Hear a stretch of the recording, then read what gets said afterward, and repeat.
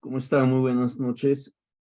Vamos a dar inicio a este curso de especialización sobre riego tecnificado por goteo y aspersión. El temario que se ha planteado para este curso es el siguiente. La sesión número 1, que la vamos a desarrollar el día de hoy, va a tratarse los aspectos generales del riego tecnificado, sus características, sus principales diferencias comparados con el riego convencional. Después vamos a ver el diseño agronómico de sistemas de riego tecnificado y el diseño hidráulico de estos mismos sistemas. Eh, Como vamos a tratar de ver en esta sesión ambos sistemas, ¿no? En lo que es el diseño hidráulico, vamos a considerar algunos parámetros comunes a ambos sistemas.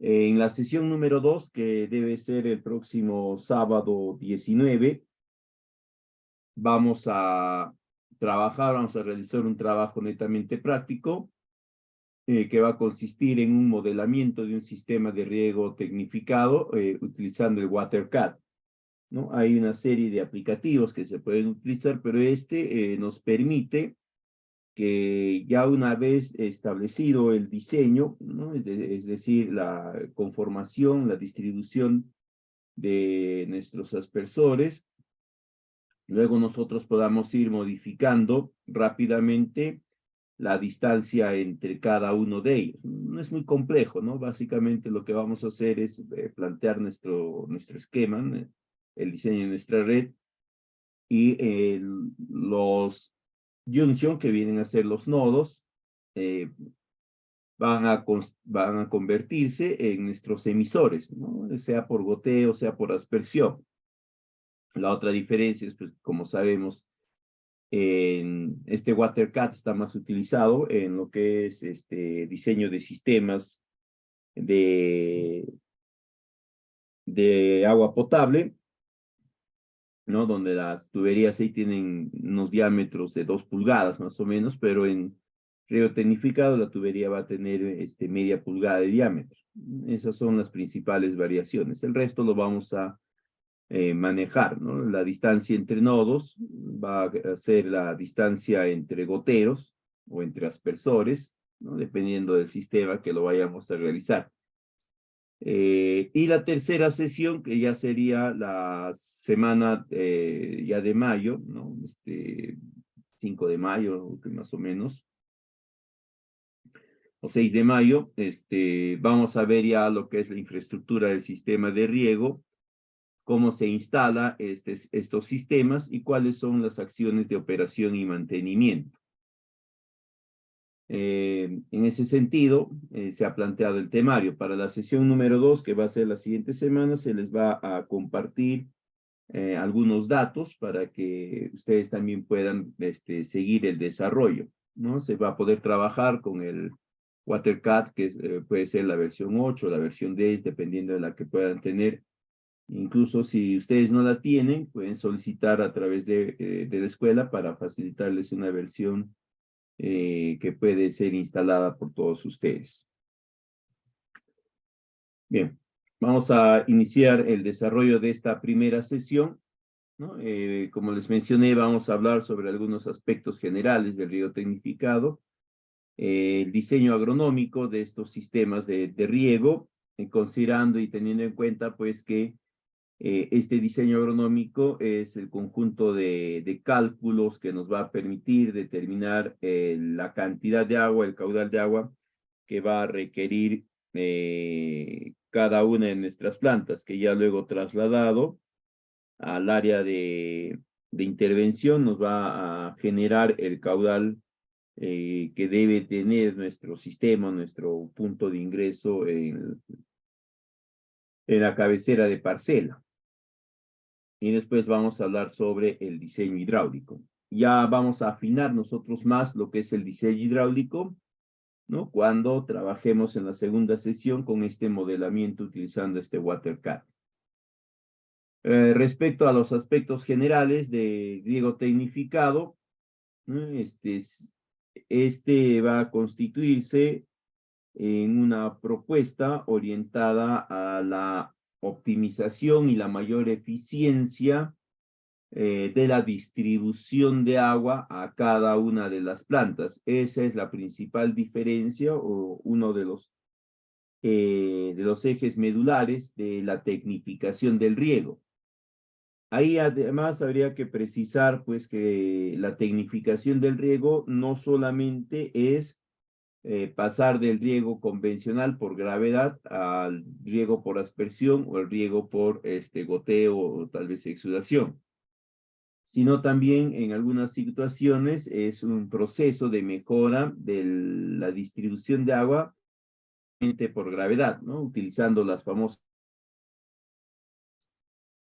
Pero a pesar de ello, todavía va a mostrar una serie de limitaciones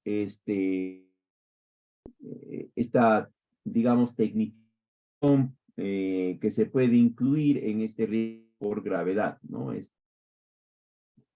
líneas generales, si tomamos el riego por inundación o por gravedad, por aspersión o goteo o microaspersión también, en cuanto a la eficiencia del riego, el sistema de inundación siempre va a tener una eficiencia máxima de 60, considerando ya la incorporación de más días, diámetros, ¿no? De diámetros de, qué sé yo. Pero como no se va a poder orientar de forma muy precisa la de agua a cada una de las plantas, tener niveles de ineficiencia que pueden llegar desde el 35% en el mejor de los casos hasta un 60%, es decir, más de la mitad del volumen de agua que podemos nosotros en la cabecera de parcela no va a ser aprovechado directamente por nuestros cultivos, ¿no? Sino que se va a perder a través de infiltración o simplemente va a terminar beneficiando o generando procesos de recarga hídrica del suelo en puntos donde no hay plantación, pero aún en puntos donde hay desarrollo de malezas, ¿no? Que son muchas veces muy agresivas y son competidores directos y de nuestros cultivos. En tanto que los dos sistemas de riego que vamos a ver en estas sesiones, el de aspersión, siempre van a estar por encima, el de aspersión va a estar entre 80 y 85% de eficiencia y el de goteo entre 90 y 95.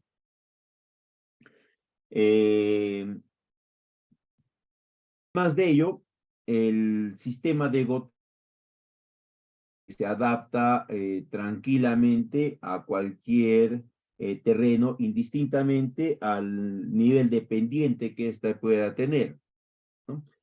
Esto básicamente porque este sistema de goteo nos va a permitir la instalación de los ramales, de los portagoteros, siguiendo las líneas de pendiente, ¿no? Y ahí, pues, obviamente, lo que vamos a tener es siempre una distribución homogénea. En tanto que los sistemas por aspersión, incluso los de microaspersión, van a tener una limitante cuando están ubicadas en terrenos con pendientes demasiado altas, ¿no?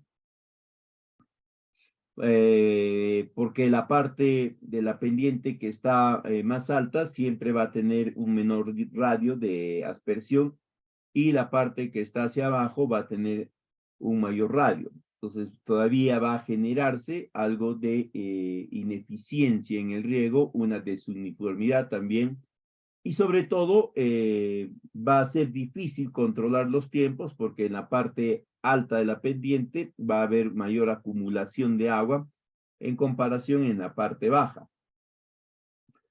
Y puede generar, incluso en algunas oportunidades, algunos procesos de erosión, ¿no? Porque se prolonga el periodo de tiempo para buscar una mejor cobertura, un mejor humedecimiento de la parte baja y en la parte alta se va acumulando más cantidad de agua y puede generar algunos procesos leves de erosión del suelo. En cambio, el sistema por inundación, en lo que respecta a la adaptación al terreno, se va a adaptar únicamente a terrenos que son planos o en todo caso tienen una ligera pendiente a favor que permita el discurrimiento. Pero ya si están frente a pendientes algo mayores, ya no va a poderse utilizar este sistema porque lo que va a generarse, muy por el contrario, va a ser un proceso de erosión del suelo, ¿no? Por la pendiente del suelo, como el agua se va a distribuir por gravedad, va a terminar arrastrando. Dependiendo si hay más o menos pendiente, el agua va a adquirir más velocidad y va a terminar generando más un problema de erosión bastante marcado. Igualmente, estos sistemas por inundación van a ser los que consumen más agua, ¿no? Ahí está vinculado esta eficiencia. El mayor consumo de agua, a su vez, va a estar determinado por el bajo control que se va a tener sobre el recurso hídrico y su distribución a las plantas, ¿no? Como se entiende, en el sistema por inundación no se va a poder controlar, ¿no?, la cantidad exacta de agua que se va a aplicar a cada planta, porque simplemente el agua pasa por inundación, ¿no? Y ahí lo que se controla es simplemente que vaya pues de surco en surco, que pase por un determinado periodo de tiempo y que con eso se garantice que se haya humedecido todas las plantas, al menos entre un 40-50%. Por ello es que se requiere también mayor consumo de agua. En cambio, los sistemas por aspersión requieren algo menos de agua, pero de todas formas todavía va a haber cierto nivel de consumo de agua, ¿no? Su consumo de agua básicamente está alrededor o se optimiza entre un 30-25% comparado con el de inundación. En cuanto al control de agua, se puede controlar el agua en cuanto a la cantidad que se va a aplicar en determinados sectores, ¿no? Pero todavía no se puede controlar la cantidad de agua que se está aplicando directamente a la planta, porque el proceso de aplicación de agua va a ser por aspersión a modo de lluvia. Nosotros vamos a poder controlar, si lo dejamos más o menos tiempo, que ese sector que se está humedeciendo tenga una mejor entrega de agua. Pero eso no va a permitirnos determinar pues que a las plantas que eran las que se quería dotar de este recurso, se le ha dotado de la cantidad exacta que se deseaba. Lo que sí se puede realizar con el sistema por goteo. Como entendemos, los emisores están muy cercanos a la planta, básicamente están sobre la planta o sobre la zona de absorción radicular de la planta, y por lo tanto nos garantiza que se le pueda brindar la cantidad exacta de agua que deseaba que necesitaba cada planta. En ese aspecto, su consumo de agua también es mucho menor, al menos se reduce más allá del 50%, ¿no? En algunos casos hasta un 60-70% se optimiza la distribución de agua y sí se puede controlar específicamente porque, como les manifesté, los goteros van a poderse ubicar directamente sobre el punto de absorción. Entonces vamos a tener nosotros la seguridad de que la cantidad de agua que se está aplicando está dirigiéndose específicamente para la planta y no para cualquier otro punto distinto. A Ya, su vez, recién ahora sí ya me conectó. O sea que, a ver, un favor, a su vez, pero ¿no? la Estos lentitud quiero que me sistemas, lo mejoren, por favor, porque demasiado lento es. Sí, a ver, un momento, señora, me colgué. Un momento, por favor. No, a ver, a su vez, estos sistemas Si se quiere que trabajen únicamente por gravedad, van a requerir algo más o menos de diferencial de cota, es decir, diferencial de altura, para que se pueda garantizar una distribución homogénea utilizando únicamente la gravedad. Y acá sí, digamos que el sistema por goteo va a requerir algo más de diferencial de cota, no es el que requiere mayor diferencial de cota, va a requerir que mínimamente haya un diferencial de cota de 2 metros para que se pueda garantizar una buena distribución de agua solamente utilizando la gravedad. E incluso esto va a estar limitado por la extensión de los portantes. No deben de superar los 50 metros, porque lo contrario va a necesitar aún mayor altura e incluso la eficiencia de la uniformidad de distribución va a ir disminuyendo. Y paradójicamente en este diferencial de cotas, sí, el sistema por inundación requiere un diferencial mínimo, ¿no? Basta con que haya una cierta pendiente para que se pueda garantizar que solo por gravedad el agua pueda discurrir. En cuanto a el impacto que tienen estos tres sistemas con su entorno y también el cómo van a generar que este entorno pueda derivar en un proceso adverso para el cultivo. Los sistemas por inundación van a generar mayores impactos negativos sobre el entorno, específicamente sobre el recurso suelo, porque en este proceso de inundación de arrastre van a lavar el suelo, van a trasladar nutrientes de un punto a otro punto donde no necesariamente hay cultivo, ¿no? Y además, muchas veces estos sistemas de inundación se convierten en vectores de diseminación de plagas y enfermedades que pueden estar en un punto localizado, pero como se genera la aplicación de agua por arrastre, ¿no? Van a trasladar desde este punto a todo el sector, todo el espacio donde se está distribuyendo este volumen.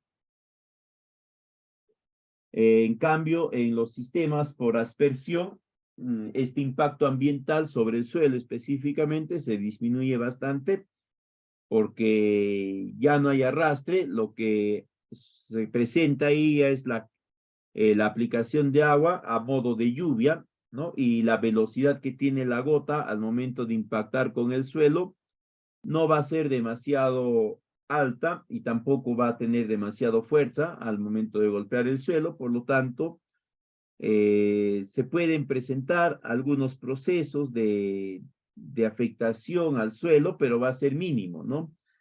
Básicamente van a ser salpicaduras que van a trasladar partes del suelo, de la capa arable, a unos 3, 2 centímetros, 5 centímetros, nada más. Y lo mismo va a suceder con estos puntos donde estén plagas y enfermedades, ¿no? A través de la gota que impacta, digamos, por una casualidad, específicamente donde hay una hoja, un tallo de alguna planta, de la misma planta que está infestada por algún patógeno, ¿no?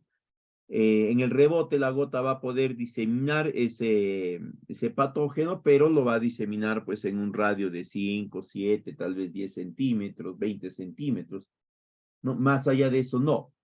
En cambio, el sistema por inundación lo va a diseminar por varios metros, incluso va a ser una diseminación bastante prolongada.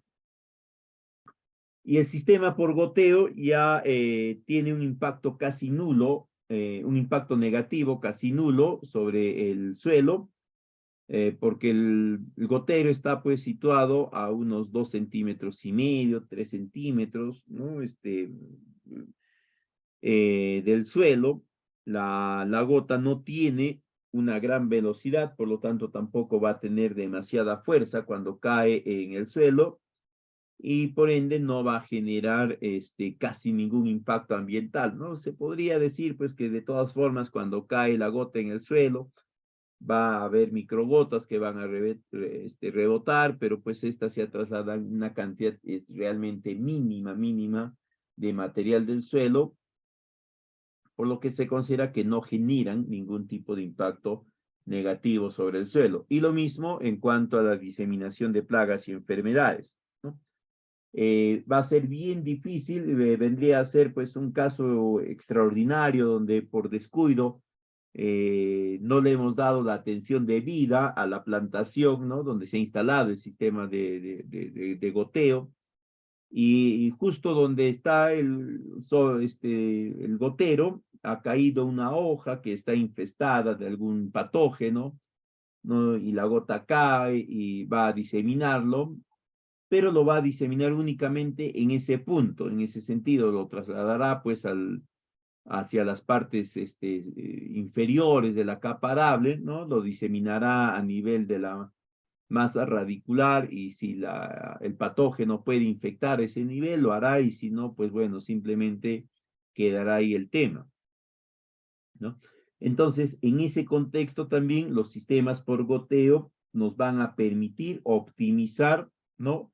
Determinados costos de producción, porque ya no se va a requerir algunos controles especiales, porque es el patógeno, la plaga de un momento a otro se diseminó, y lo que estaba en un punto empezó a extenderse, ¿no? En todo un sector, en todo una longitud importante de terreno, y tenemos que hacer una serie de aplicaciones adicionales para controlar la plaga, la enfermedad, y evitar que haya pérdidas, ¿no? Que pasemos por el umbral económico, el umbral de daño económico, ¿ya?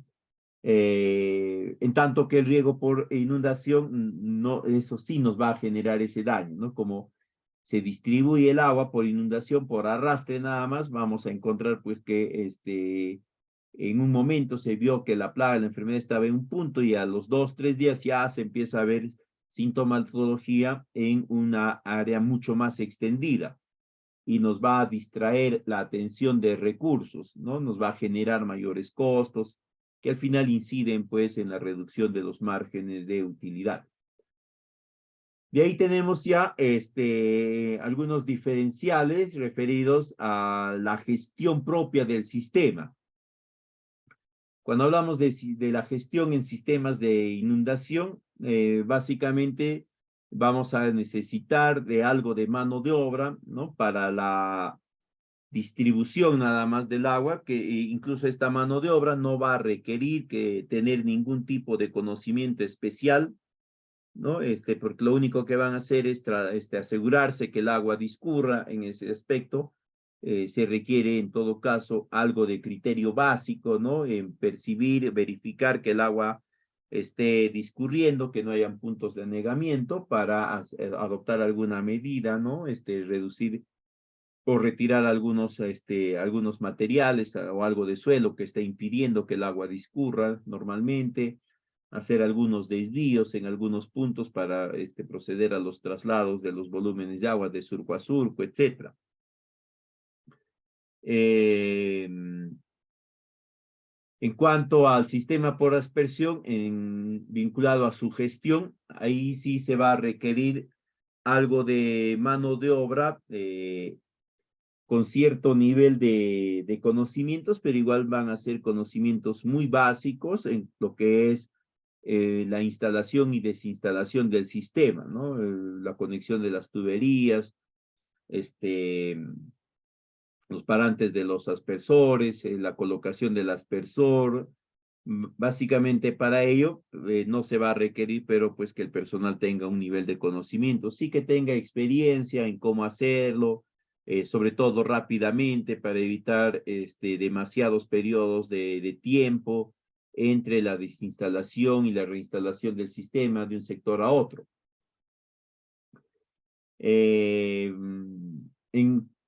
En cambio, en el sistema por goteo, sí se va a requerir algo de mano de obra más especializada, ¿no? Empezando en la propia generación del sistema. No necesariamente cualquier persona va a poder realizar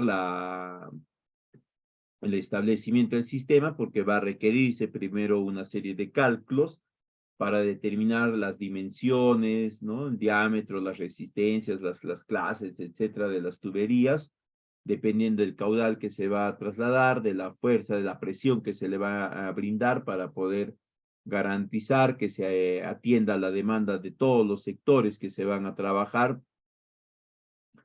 Y en ese sentido, pues en la instalación se va a requerir mano de obra con cierto nivel de especialización. Y ya en la gestión, es decir, en el uso, en la operación del sistema, ¿no? También se va a requerir que el personal tenga cierta capacitación, cierto entrenamiento en la operación apropiada del sistema, principalmente en lo que viene a ser los cambios de sectores, ¿no? Para evitar que hayan sobrepresiones que puedan generar daños a la infraestructura y terminen habiendo, pues, tuberías que colapsan, ¿no? Por exceso de presión y que revientan y que van a impedir que el sistema siga operando hasta que no se repare. Y esto se va a agravar más, ¿no? Si es que se considera sistemas de fertirrigación, que son muy comunes de ser acopladas cuando se implementan sistemas por goteo, ¿no? Porque ahí ya se va a requerir que el personal que la va a operar tenga también ciertos conocimientos técnicos muy especializados, ¿no? Para determinar las cantidades de fertilizantes que van a emplear, experiencia y conocimiento en la preparación separada de las soluciones y sobre todo algo de experiencia y conocimientos para los balances iónicos, ¿no? Que son determinantes en este tipo de tecnologías que se acoplarían tranquilamente a los sistemas de goteo. Ahora, esto también se puede aplicar a lo que podría ser un sistema de microaspersión. Por ejemplo, en lo que son plantaciones de viveros, ¿ya? Para la optimización del riego, lo que se recomienda es implementar sistemas de riego tecnificado por microaspersión o por aspersión, una modalidad de rieles portantes, ¿no? Que dan muy buenos resultados. Además de ello, ¿no? Hay que considerar pues que el sistema por goteo va a demandar siempre niveles de inversión más altos que el de aspersión y muchísimos más altos pues que el de inundación. El sistema por inundación lo único que va a demandarte es que tú tengas a disposición uno, o en el peor de los casos, dos personales que se orienten a la distribución del agua, nada más. En cambio, en el sistema por aspersión, mínimamente vas a requerir dos personales para que puedan realizar la montura y la desmontura de las instalaciones de los aspersores, las tuberías, etcétera, los cambios. En el sistema por goteo vas a requerir mano de obra con cierto nivel de coste, sobre todo en el diseño y la instalación del sistema. En la operación también vas a tener que asumir los costos de un profesional que tenga siempre el nivel de capacitación, el nivel de entrenamiento, o en todo caso se tiene que generar ese proceso de entrenamiento, ese proceso de capacitación. Indistinto a ello, el sistema por goteo siempre va a ser más costoso, porque además va a haber un conjunto de elementos o de componentes de este sistema que va a requerirse siempre, que van a ser los filtros, ¿no? Que van a ser los componentes en los cuales se va a buscar retener un conjunto importante de sedimentos, de sólidos no deseados en el cuerpo de agua, para que estos no puedan obstruir los sistemas, ¿no? De los goteros sobre todo, y que termine generando más un proceso de ineficiencia y de sobrecarga de presiones en el sistema. En cuanto a los objetivos que siempre se va a tener presente con el sistema de riego tecnificado, va a estar vinculado al incremento de la eficiencia de la distribución de la aplicación de agua intraparcelaria. En otras palabras, ¿qué nos quiere decir? Que estos sistemas nos van a permitir optimizar la cantidad de agua que se nos brinda, ¿no? Si se nos brinda, qué sé yo, 100 litros por segundo, ¿no? Con el sistema convencional de esos 100 litros por segundo, en la práctica estaremos aprovechando únicamente 50 litros por segundo en promedio, el riego por inundación o por gravedad. En la otra mitad, los otros 50 litros se van a perder, ¿no? Porque se aplican sobre espacios donde no hay cultivos, se pierden por lavamiento, se pierden por infiltración, etc. Con estos sistemas de riego tecnificado, de esos 100 litros por segundo que nos aportan, o de 10 litros por segundo que nos aportan, ya si queremos, al menos el 80%, es decir, 8 litros, ¿no? En el caso que sean 10 litros por segundo, se van a orientar específicamente a nuestra plantación en el caso de aspersión. Y en el caso de goteo va a ser más o menos 9 litros a 9 litros y medio.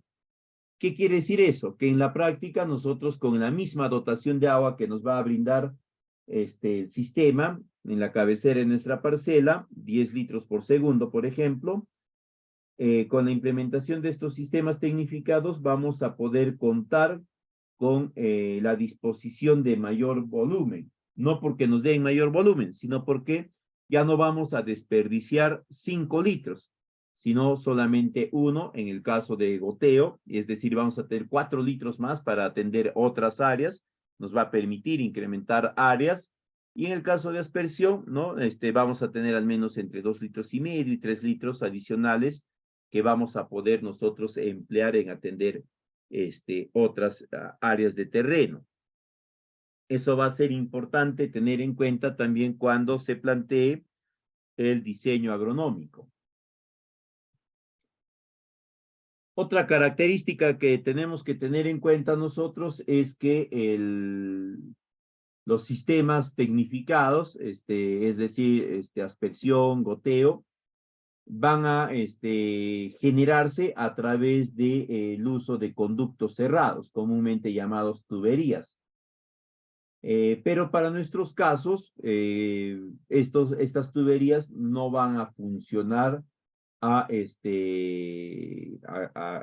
caudal lleno, es decir, no va a estar todo el área de la tubería llena del recurso. Generalmente van a funcionar a través de lo que se conoce un flujo laminar, es decir, parte de la tubería va a estar llena y una parte, generalmente la cuarta parte, va a estar vacía.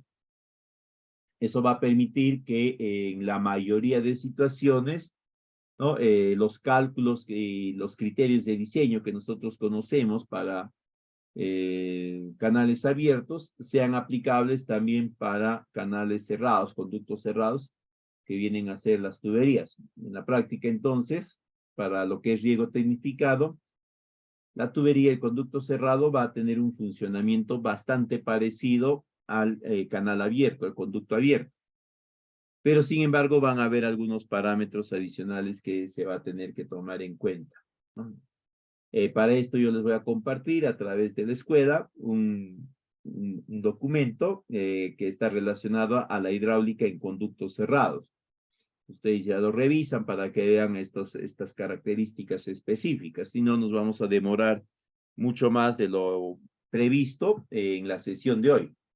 Pero revísenlo para que tengan conocimiento, ¿no? Por ejemplo, el efecto de viscosidad va a tener un rol preponderante que va a incidir también directamente sobre la velocidad media que se tiene que considerar en este tipo de diseños. Un aspecto importante que vamos a tener en el sistema de riego tecnificado por aspersión o por goteo, y que es el que nos va a permitir a nosotros poder establecer con mayor seguridad la cantidad de agua que va a recibir nuestro cultivo, es el tipo de flujo con el cual vamos a gestionar estos riegos tecnificados. Este tipo de flujo está caracterizado por la profundidad que va a tener el flujo una vez que está en el conducto, ¿no? Que puede ser un conducto natural, los ríos, ¿no? Los riachuelos, los canales naturales, o pueden ser conductos ya generados, ¿no? Donde empezamos conociendo pues los canales y terminamos en estos conductos cerrados llamados tuberías. En el caso específico de los canales, ¿no? Nosotros no vamos a poder manejar con tanta precisión que el flujo sea pues permanente y sea uniforme, ¿no? Porque va a depender de la cantidad de agua que están tomando otros usuarios, de la cantidad de agua que se viene distribuyendo, entonces van a haber ciertas fluctuaciones siempre. Y más aún si consideramos pues ya la distribución intraparcelaria, ahí vamos a tener un flujo no permanente y un flujo variado, ¿no? En cambio, cuando hablamos de sistemas tecnificados por aspersión o por goteo, vamos a hablar siempre de un flujo permanente y un flujo uniforme. Es más, nosotros vamos a tener mucha potestad o mucha capacidad de poder definir las características específicas de profundidad de estos flujos permanentes y uniformes, porque nosotros somos quienes vamos a definir qué diámetro va a tener nuestra tubería. Y al definir el diámetro, lo que estamos definiendo es la profundidad del flujo, que es el parámetro que se utiliza para definir el flujo considerando el tiempo como criterio o el espacio como criterio. Si se utiliza el tiempo como criterio, vamos a tener un flujo permanente o un flujo no permanente. ¿Qué quiere decir esto? Va a ser un flujo permanente si la profundidad del flujo es constante por intervalos de tiempo prolongados. Mientras más prolongado sea el espacio de tiempo o el periodo de tiempo, mucho más permanente va a ser nuestro flujo. Entonces, como entendemos, una vez que nosotros hemos definido el diámetro de nuestra tubería, ¿no? La profundidad del flujo que nosotros vamos a manejar va a ser una sola al menos en todo este diámetro que hemos determinado. Esta profundidad va a ser constante en esta tubería, ¿no? Entonces, nosotros con estos sistemas tecnificados vamos a tener la seguridad de que nuestro flujo va a ser permanente, considerando el tiempo, ¿no? Entonces, acá será un tiempo n, que tiende bastante hacia los periodos más prolongados, ¿no? Y si consideramos el espacio, es decir, el tramo que ese flujo va a ser también constante, es decir, va a tener una altura común, también vamos a encontrar un flujo uniforme, ¿no? Porque mientras la tubería mantenga el mismo diámetro, este flujo, esta altura va a ser la misma. Ya si en algún punto, ¿no? Acá hay un ramal y acá pues nuestro diámetro ya disminuirá, pero igualmente nuestro flujo va a seguir siendo constante en este nuevo espacio de tubería. Esas dos características son las que nos van a permitir a nosotros poder determinar la cantidad de agua que vamos a brindarle a cada una de nuestras plantas, sobre todo en los sistemas de microaspersión y en los sistemas de goteo. Esa es la otra característica que tenemos que tener en cuenta. Teniendo en consideración estos aspectos, ¿no? Nosotros vamos a poder plantear y definir nuestro diseño agronómico. El diseño agronómico es un conjunto de cálculos que se van a desarrollar siempre que nosotros queremos determinar la cantidad de agua que va a demandar nuestro cultivo. Esto va a ser aplicable si es riego por inundación, por aspersión, por microaspersión, por goteo, por exudación. Siempre vamos a generar este mismo estudio, este mismo diseño agronómico para definir la cantidad. ¿Qué es lo que va a variar entonces? Lo que va a variar es la distribución que nosotros vamos a poder controlar a través de nuestro diseño hidráulico, que como hemos dicho, hoy día vamos a verlo en términos generales, pero ya la clase siguiente vamos a desarrollar el modelamiento para ver cómo es que vamos a ir definiendo a través de este software, de este aplicativo de WaterCat, las características hidráulicas propias de nuestro diseño, ¿no? Qué presión va a soportar, cuál va a ser la velocidad en determinados puntos, en determinados aspersores o emisores en términos generales, que puede ser un aspersor, un microaspersor, o también puede ser un gotero. Y las características adicionales que deben de tener estos, ¿no? Eso lo vamos a ver ya a detalle en la siguiente clase, que como les manifesté va a ser netamente práctica. Entonces, cuando hablamos nosotros del diseño agronómico, en la práctica estamos hablando de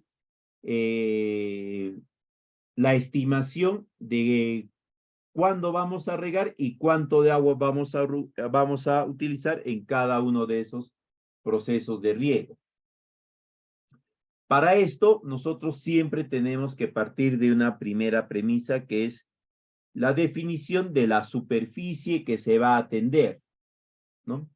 Y cuando hablamos de sistemas de riego por goteo o aspersión, vamos a tener que partir de un primer punto, que es que se va a optimizar el volumen de agua que nos están entregando. Como habíamos comentado anteriormente, nos van a entregar 10 litros por segundo, y que en un sistema convencional, en la práctica vamos a aprovechar 5 litros por segundo, pero ya con un sistema de riego por goteo, digamos, vamos a aprovechar 9 litros por segundo. Esos 4 litros adicionales, sí o sí nosotros tenemos que capitalizarlo a través de la ampliación de áreas, ¿no? Porque vamos a disponer de esos 4 litros sin la necesidad que nos entreguen mayor caudal en el punto de entrada, o en la cabecera de nuestra parcela. Nos van a seguir entregando los 10 litros por segundo, pero como ahora vamos a tener un sistema de riego que nos permite controlar la cantidad de agua que se va a entregar a las plantas, es más, direccionarla y evitar que ésta se pueda perder, porque va a ser trasladada desde la cabecera hasta digamos, el punto donde está ubicada nuestra planta por un conducto cerrado que no va a dejar que se escape el agua, ¿no? Nosotros vamos a poder ya incrementar la cantidad efectiva de agua que vamos a utilizar, ¿no? Como les dije en gotero, vamos a suponer que simplemente llega a 90%. Vamos a tener 4 litros por segundo más que vamos a poder emplear en cualquiera de nuestras extensiones adicionales.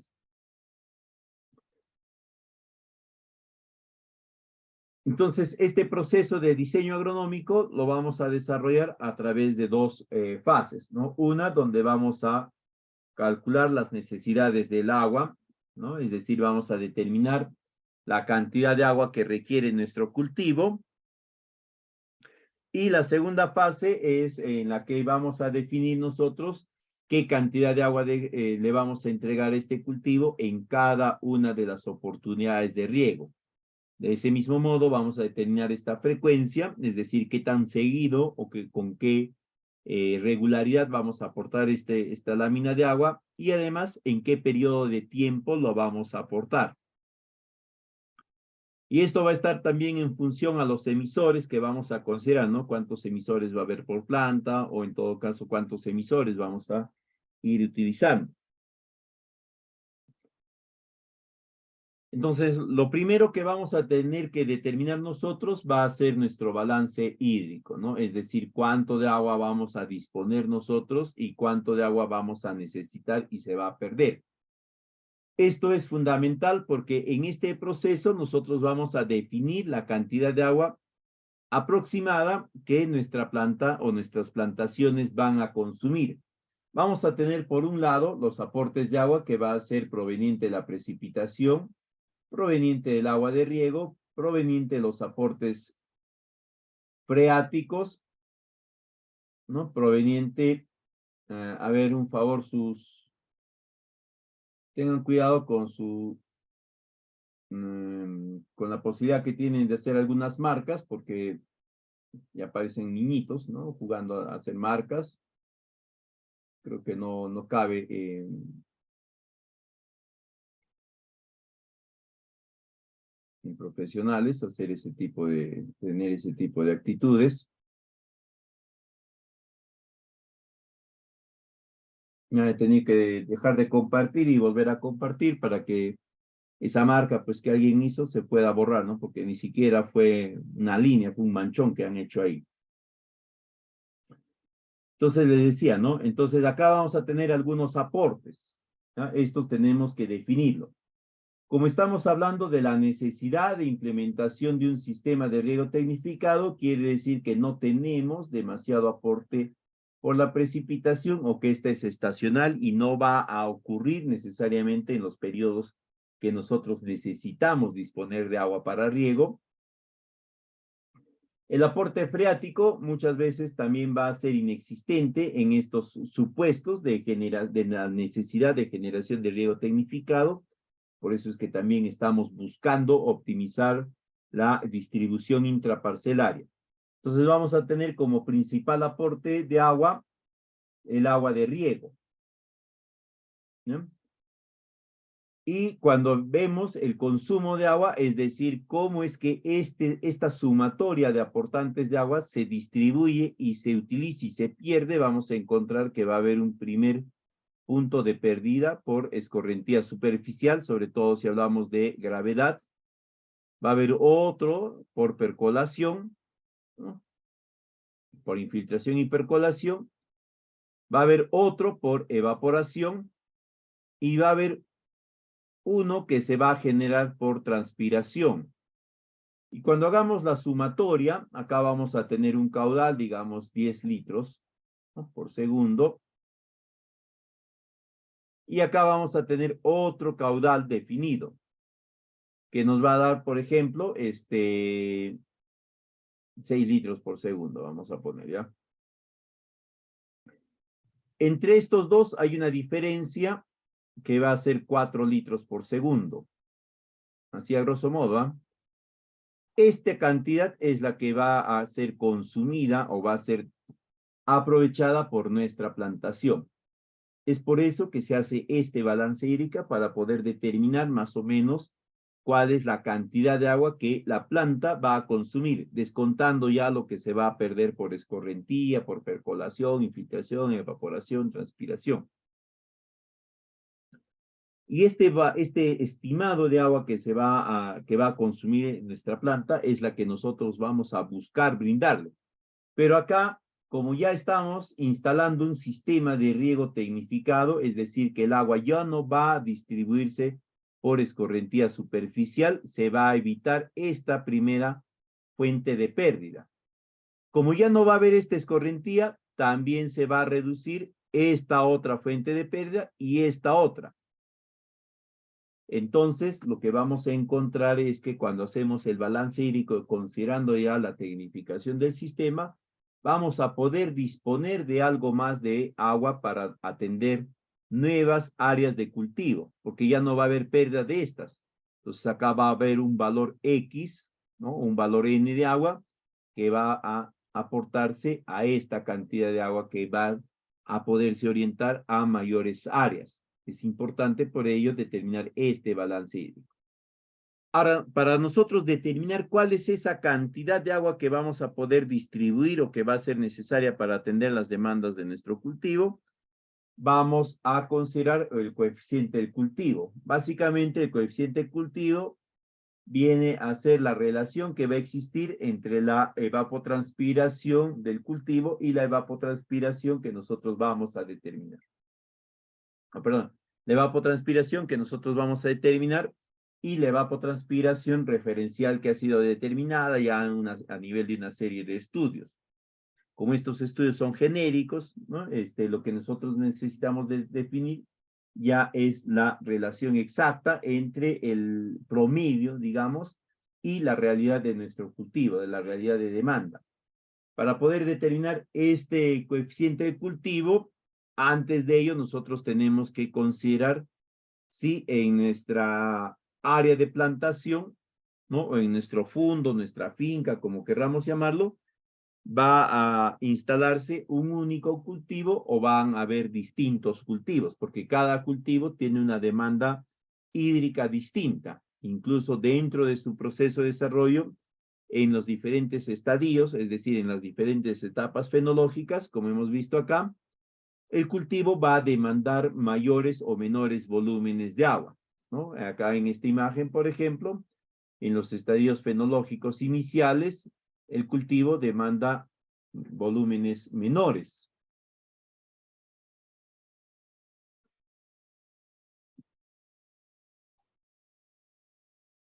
¿no? Y en los estadios, acá en estos primeros estadios, el cultivo demanda menores volúmenes. Y ya cuando va desarrollando más el cultivo, va adquiriendo, va pasando a otros estados fenológicos, va a ir incrementando. Incluso como se ve en este gráfico, hay un momento en el cual el incremento de demanda de agua es bastante marcado, ¿no?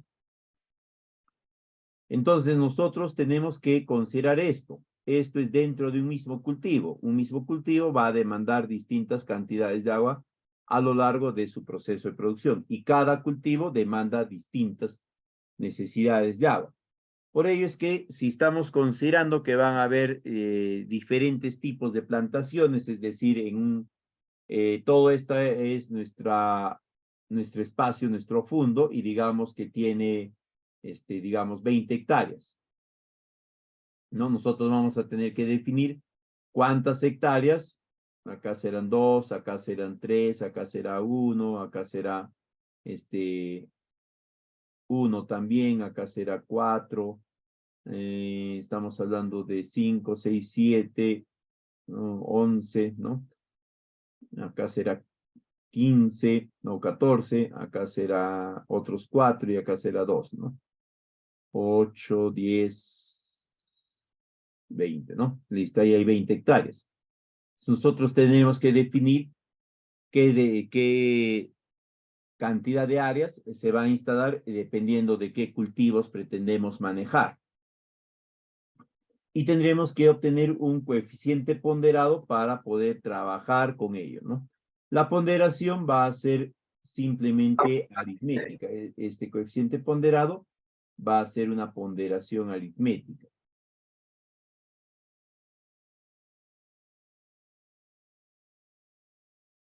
Y para ello, simplemente recurrimos a la fórmula de promedio ponderado aritmético, ¿no? Donde vamos a multiplicar cada área por su respectivo coeficiente cultivo, vamos a sacar la sumatoria de estos productos y lo vamos a dividir entre la sumatoria de áreas, ¿no? Como queremos obtener nosotros el coeficiente ponderado, vamos a dividirlo entre la sumatoria de áreas. Y así vamos a obtener nuestro coeficiente ponderado. ¿Qué quiere decir? Que previo a ello nosotros tenemos que determinar el coeficiente de cada plantación, de cada cultivo que vamos a conducir. Y una vez que hemos determinado este coeficiente cultivo de cada uno, procedemos recién a hacer este coeficiente ponderado. Y con ese coeficiente ponderado, recién nosotros vamos a poder desarrollar el resto de actividades. Para poder obtener este coeficiente inicial, es decir, el coeficiente de cultivo 1 o el del cultivo 5, el del cultivo 7, etcétera, vamos a proceder de la siguiente forma. Esta es la fórmula para obtener la necesidad total de agua, ¿ya? Este es el proceso, digamos, manual o el proceso que generalmente se utiliza y que están también considerados en algunas hojas de cálculo que se les va a compartir en esta oportunidad. Van a ir ustedes incorporando, hay algunos datos como son coeficientes de cultivos, básicamente, las áreas de cultivo y les va a ir determinando estos otros datos ya de forma automática.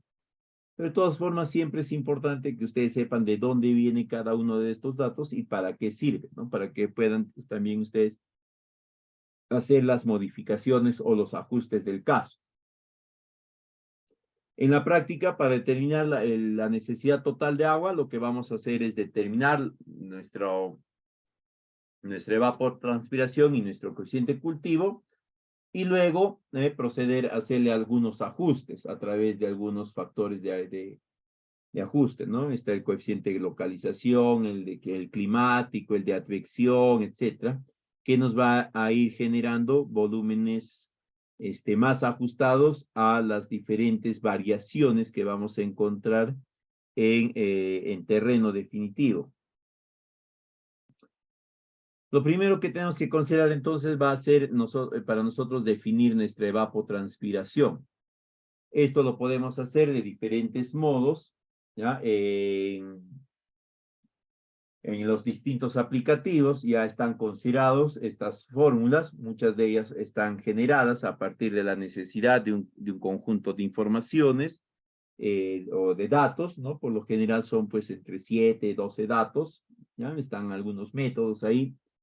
En el caso específico del WaterCat, como vamos a ver la semana que viene, hay un método, ¿no? De Hansen que se utiliza y ahí incluso nosotros podemos seleccionar algunos otros métodos para determinar esto. Uno de los métodos que se puede implementar y que ustedes pueden también ejecutarlo para determinar de modo preciso o de modo más ajustado a su realidad, digamos, si no tienen a disposición todo el conjunto de datos que nos piden estas otras fórmulas, ¿ya? Porque estas fórmulas de Bland y Clear, de Pinman, etcétera, nos piden datos, ¿no? Nos piden radiación extraterrestre a 5 metros de altura, radiación, velocidad del viento en determinadas dimensiones, en determinados parámetros, temperaturas, variaciones de temperaturas, variaciones de presiones, etc. A veces no se tienen todas estas fuentes de información y no se aplican apropiadamente estas fórmulas. Una forma de poder superar eso, ¿no? Es a través del método del tanque evaporímetro clase A, que es un método que nos va a facilitar determinar las características propias de la evapotranspiración dependiendo de parámetros específicos de cada predio, ¿no? Lo que se hace para determinar esto o para determinar nuestra evapotranspiración de referencia va a ser determinar la evapotranspiración del tanque, es decir, cuánto de agua se está reduciendo en el tanque, multiplicarlo por un coeficiente y vamos a ir obteniendo esta evapotranspiración referencial que luego la vamos a trasladar a los periodos mensuales, o perdón, fenológicos y luego a los periodos mensuales y vamos a determinar finalmente nuestra evapotranspiración del cultivo. Este tanque es sencillo de construir, básicamente viene a ser una especie de tina de forma circular que tiene un radio de aproximadamente 60 centímetros y tiene una profundidad de 25 centímetros, ¿no? Y por dentro tiene una regla graduada, todo va pintado de blanco, ¿ya? Tanto interno como externo.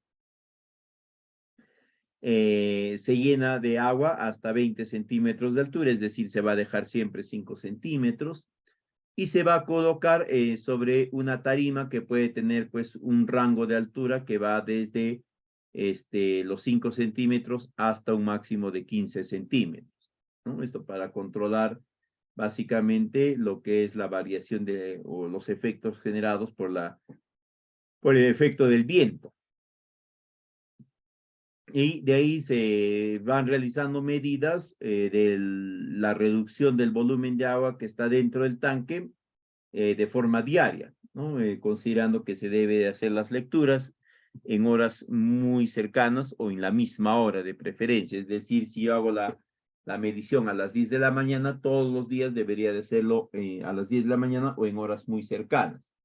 Esto para tener una variación de la evaporación del agua que sea constante en lo que es el tiempo, ¿no? Porque si nosotros tomamos una lectura en un día a las 8 de la mañana, el otro día a las 4 de la tarde, el otro día a mediodía, etcétera, nuestra variación de evaporación va a ser pues muy alta, ¿no? Y no va a ser exacta los datos que vamos a tomar. Entonces, una vez que se van tomando estos datos, ¿no? Cada uno de los datos que se toma diariamente se va a multiplicar por el coeficiente del tanque, dependiendo si antes del tanque hay una cubierta verde o si no la hay, ¿no? Básicamente vamos a encontrar eso acá nosotros. ¿Hay o no hay cubierta verde antes del tanque y en la misma dirección del viento, ¿no? Por ejemplo, acá vemos en estos esquemas vemos que la dirección del viento va en este sentido, ¿no? Y ahí vamos a encontrar únicamente dos posibles situaciones, que hay cubierta verde o simplemente no hay cubierta verde. ¿Ya? Entonces, acá lo que vamos a definir es ese primer parámetro, si es que hay o no hay cubierta verde y qué extensión tiene esta cubierta verde o esta inexistencia de cubierta verde. Suponiendo que nuestro coeficiente o nuestra evaporación del tanque, es decir, nuestra lectura es de, vamos a poner un valor entero, es de 10 milímetros por día, ¿no? Así de grande para poder sacarlo rápidamente. Este es esto. Lo que nos corresponde es determinar este coeficiente del tanque para poder determinar nosotros nuestra evapotranspiración referencial de ese día. Y así se va a hacer todos los días, ¿no? Mientras el cultivo esté instalado. Lo primero que tenemos que determinar entonces es esta distancia a valor lento. Si hay cubierta verde, tomaremos estos parámetros. Vamos a asumir que esta distancia es de 5 metros, ¿no? Ese dato está dentro de este segmento, entonces vamos a trabajar con estos datos de acá nada más, ¿no? Luego determinamos la velocidad del viento, ¿ya? En metros por segundo de preferencia. Vamos a asumir que nuestra velocidad del viento es de 4 metros por segundo, lo que nos correspondería a este dato. Y le corresponden estos rangos de humedad.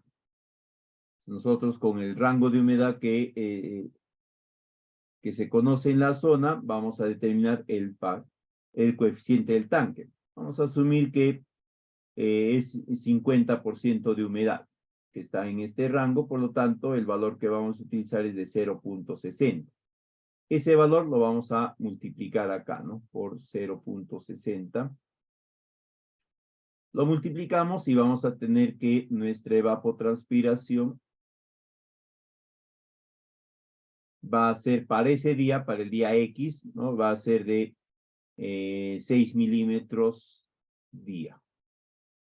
Lo mismo vamos a hacer si es que fuese el otro caso, es decir, no hay cubierta verde, hay un espacio de barbecho en secano libre, ¿no? De 5 metros, de 10 metros, lo que sea. Y así vamos a hacer este cálculo todos los días mientras esté en nuestra plantación.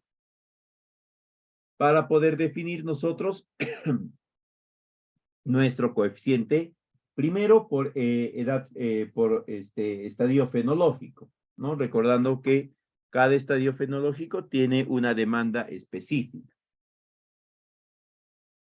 ¿no? Entonces, nosotros procedemos a determinar el promedio. Acá, por ejemplo, dice que este primer estadio fenológico de fase inicial dura 14 días. A lo largo de estos 14 días hemos hecho nuestras lecturas de evapotranspiración, ¿no? Entonces, acá habrán 14 evapotranspiraciones.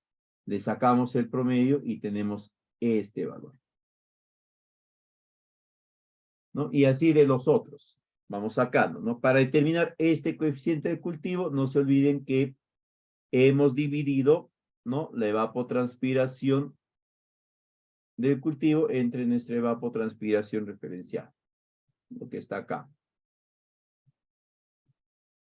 Esto, ¿no? Así hemos obtenido nosotros nuestra evapotranspiración. Entonces vamos a hacer acá algo para que les quede claro. Vamos a borrar esto. Y vamos a llevarnos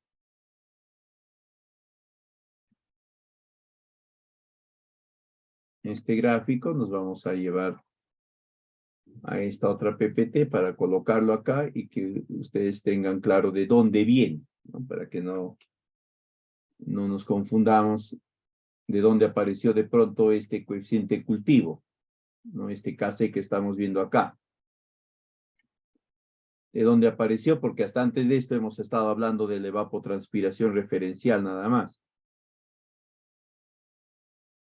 Entonces, este KC que vamos a determinar, ¿no? Va a ser la suma, el promedio de esto. Y se va a obtener a través de esta fórmula, ¿no? Esta fórmula nos va a permitir determinar esto. Como acá vamos a determinar por fases fenológicas, que está marcada por días, no por meses, eso tenemos que trasladarlo nosotros sí así a meses. ¿Ya? Esto es lo otro que se tiene que hacer. Pues acá vamos a definir nosotros cuál es el coeficiente promedio del mes. Como acá tenemos que los primeros 14 días del mes 1, el coeficiente cultivo es de 0.50 y luego ya tenemos 56 días siguientes, ¿no? Es decir, acá están 16 días del mes 1 más 30 días del mes 2 más 10 días del mes 3, ¿no? Este es del mes 1, del mes 2, del mes 3. A ver, suma 56, suma 56. Entonces, estos 16 días que también tienen 0.70, los sumamos con estos 14 días, sacamos un promedio y el promedio de ambos pues va a ser igual a 0.50, ¿no? Redondeando. O perdón, 0.60, redondeando, ¿no? Eso lo trasladamos acá. Igualito sacamos del mes 2. Como el mes 2, 30 días de estos 56 días le corresponde 0.70, acá simplemente se traslada. Y así se va generando los coeficientes por mes de cada uno, ¿no? Mes a mes se va generando los coeficientes respectivos. Y después trasladamos ese dato, ¿no?, de cada mes. Como ven acá, dice el mes 1. Perdón. Vamos a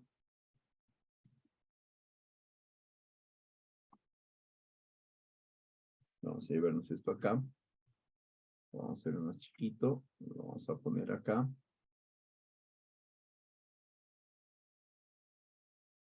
Vamos a regresar nosotros acá.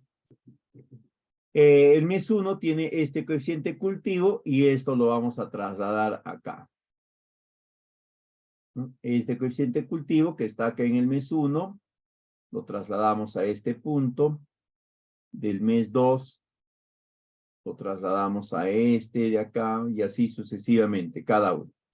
Y como también hemos determinado nuestra evapotranspiración del cultivo, ¿no? Lo estamos tomando no tenemos nuestra evapotranspiración referencial, ¿no? Simplemente vamos multiplicando esto por esto y vamos obteniendo nuestra evapotranspiración del cultivo.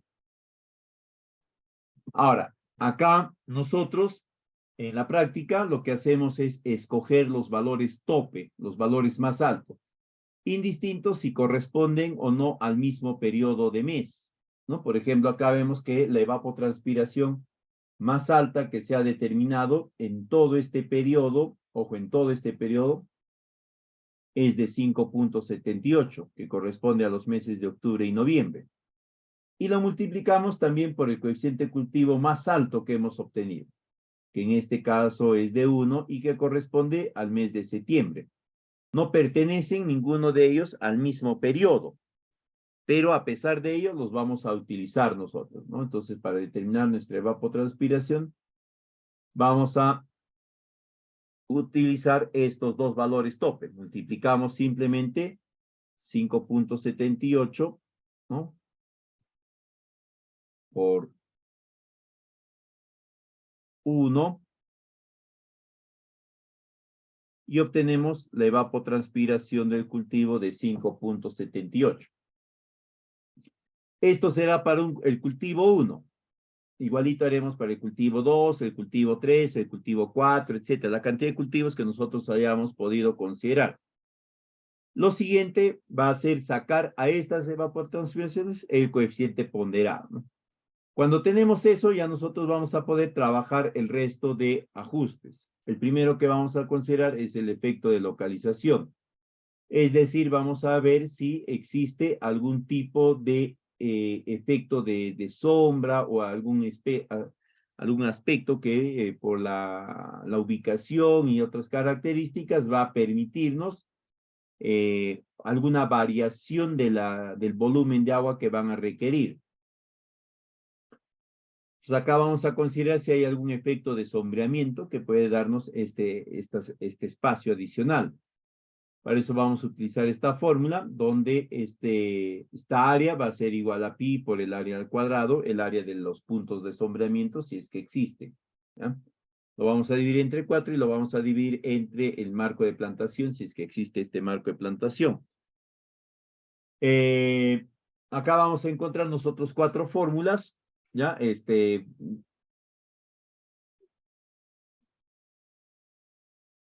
Las 4 son apropiadas, por si acaso, ninguna es más precisa que la otra, y la recomendación es acá utilizar los 4 y sacar un promedio, ¿no? Para buscar tener un mejor parámetro de ajuste.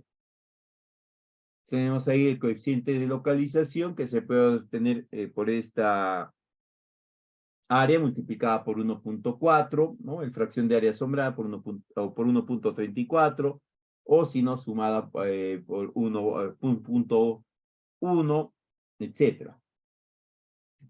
Para este ejemplo, vamos a considerar que hay un marco de plantación de palto, ¿no? Que tiene 6 por 4, es decir, este marco de plantación, 6 por 4, que es de 6 y acá es 4. Y el área de asombramiento es de 4 metros, ¿no? Esta área de acá.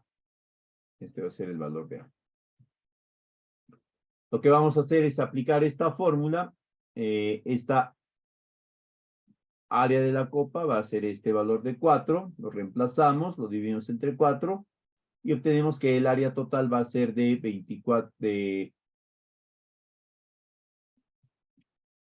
área asombrada va a ser de 12.56 metros cuadrados. El área total, que es este marco de plantación, de acá, de estos dos, te va a salir el área total.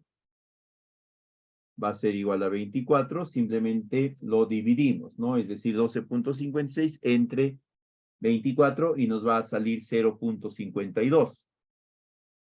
Este va a ser el valor del porcentaje de área sombreada. Este valor lo vamos a considerar acá.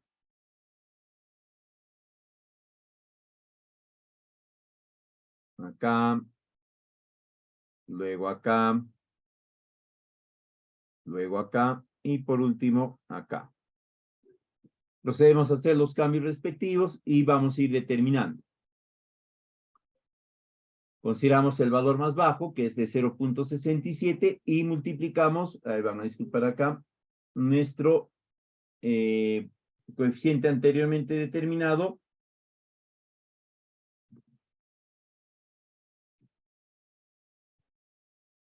Un ratito, acá se ha movido esto. Nuestro coeficiente anteriormente determinado de 5.78, lo multiplicamos por este valor de 0.67. ¿No? Hacemos la multiplicación respectiva y tenemos que nuestro coeficiente ajustado ya por localización es de 3.87 milímetros día.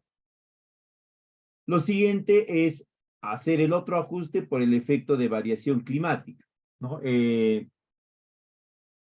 Básicamente acá lo que vamos a buscar es corregir los valores promedios mensuales o los valores del periodo que hemos determinado, ¿no? Por algunas variaciones del clima. Acá nosotros podemos escoger entre valores de entre 1.15 a 1.20. La recomendación es trabajar con el valor de 1.20, ¿no? Con el mayor. Lo multiplicamos nuevamente, el anterior, el coeficiente ya ajustado por localización, ahora lo volvemos a ajustar por variación climática y tenemos un nuevo dato que es de 4.64 milímetros día. Con el segundo valor de ajuste. Nos corresponde el tercer valor de ajuste que viene a ser el coeficiente de advección, es decir, el efecto que va a tener el viento, ¿no? Sobre el proceso de evaporación, considerando también la extensión de los predios.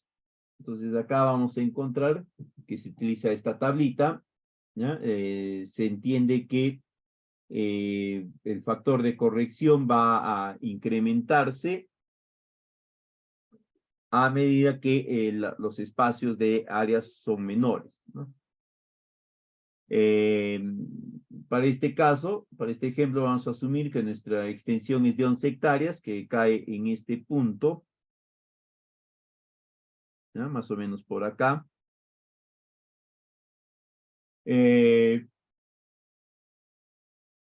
buscamos el punto de intersección con la recta, ¿no?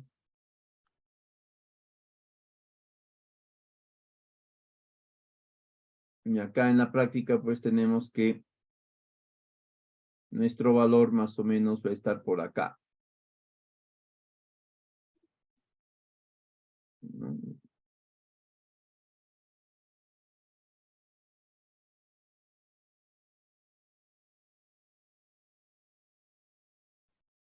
Que viene a ser a 0.90, ¿no? A menos que el área de terreno se incremente más allá de las 15 hectáreas, 20 hectáreas, esto va a ir bajando. Pero si se dan cuenta, 0.8 va a ser todavía más o menos cuando estamos más allá de 2000, ¿no? Más o menos cuando estamos en 1000, no, en 3000 hectáreas, más o menos por ahí recién baja. Ya, por lo general, vamos a utilizar nosotros este valor de 0.90, que va a ser el coeficiente de advección. Lo multiplicamos, ¿no? Y nos va a dar el valor de 4.18. Es el nuevo valor del coeficiente de advección. O perdón, es nuestro nuevo valor de coeficiente ajustado por advección también. A esto le vamos a tener que sumar las necesidades netas. Acá vamos a considerar que hay aportes, ¿no? Hay aportes de precipitación, hay aportes de agua capilar, ¿no? Este es el aporte por un nivel freático alto, y hay aportes de agua almacenada, es decir, el suelo tiene capacidad de almacenamiento de agua, y eso en determinados periodos va a irse poniendo disponible para la plantación.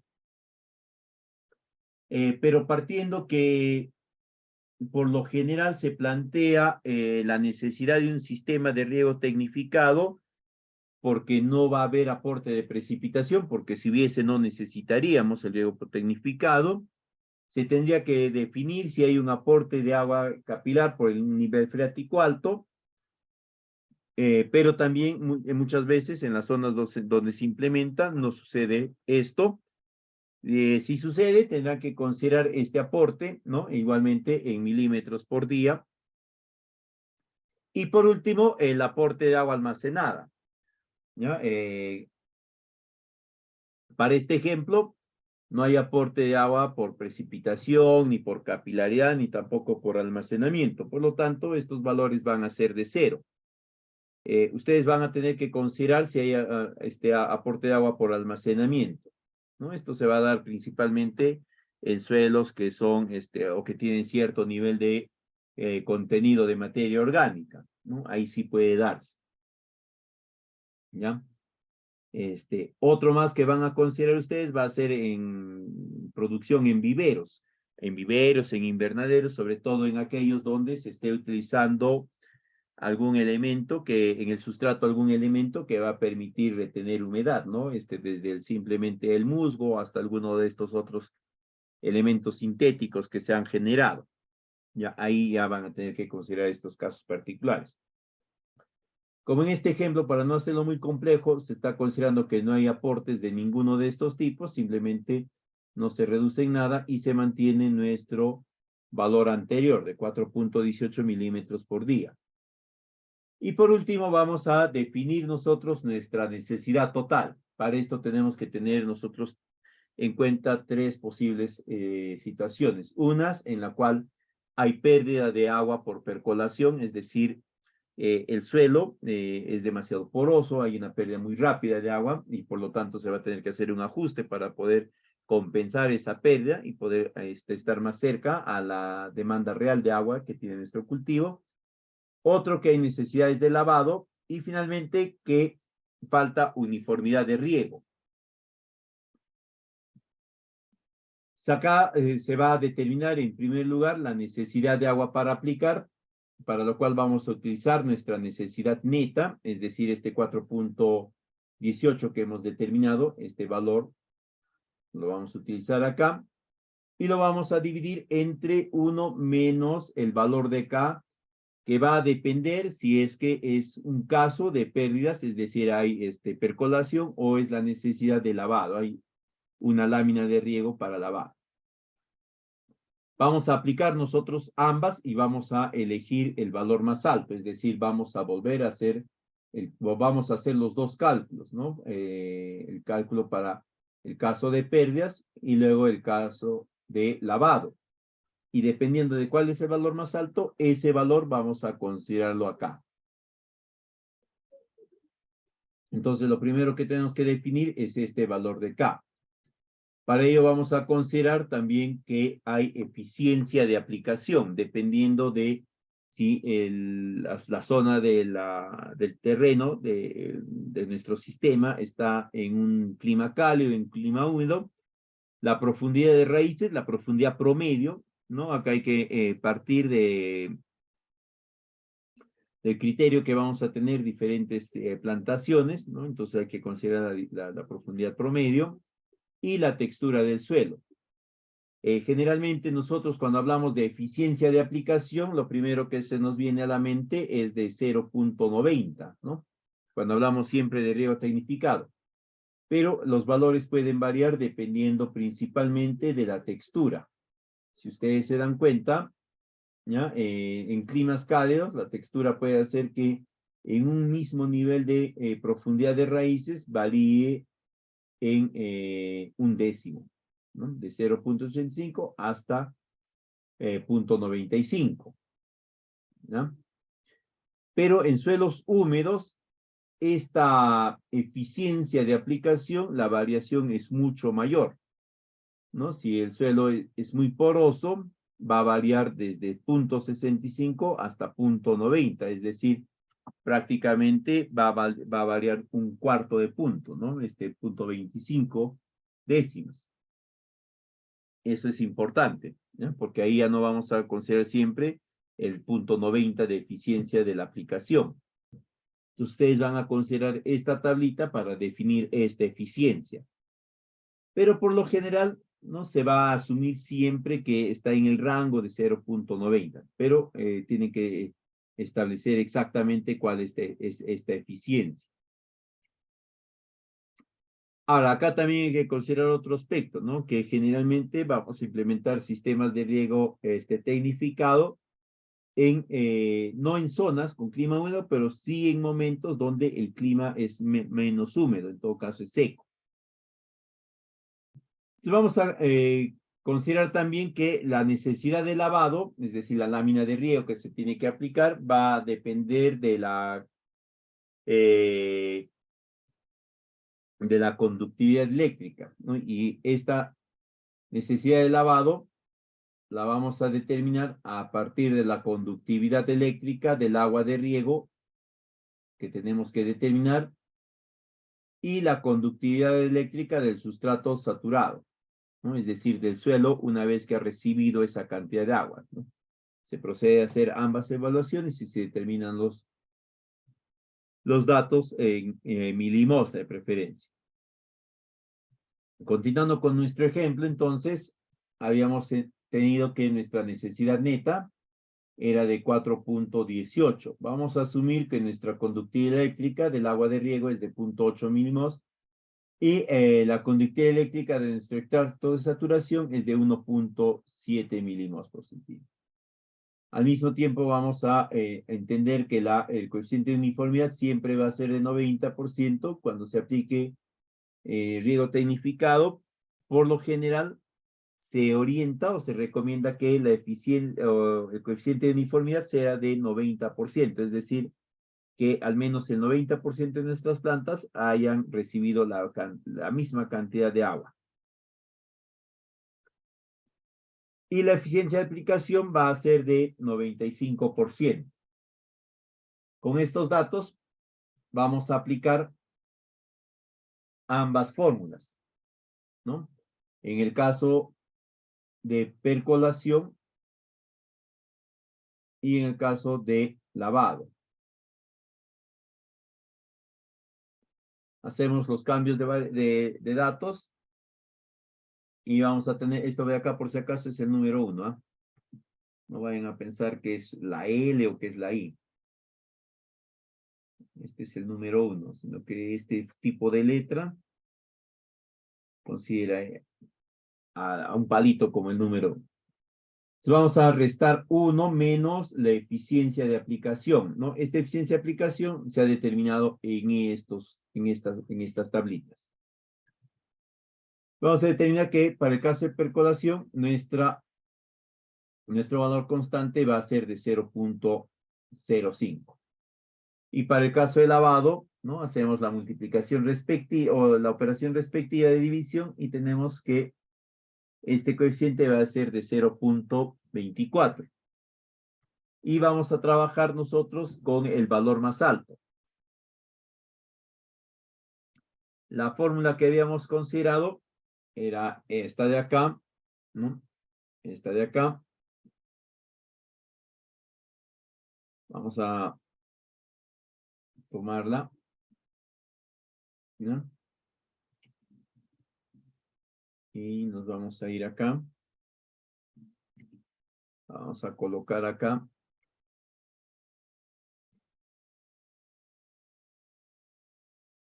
Perdón.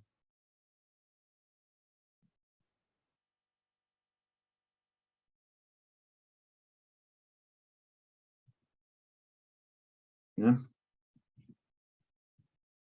Y tenemos pues que reemplazando esta necesidad neta va a ser este dato, este 1 va a ser este de acá, y esta acá va a ser este primer valor de el lavado, que es 0.24,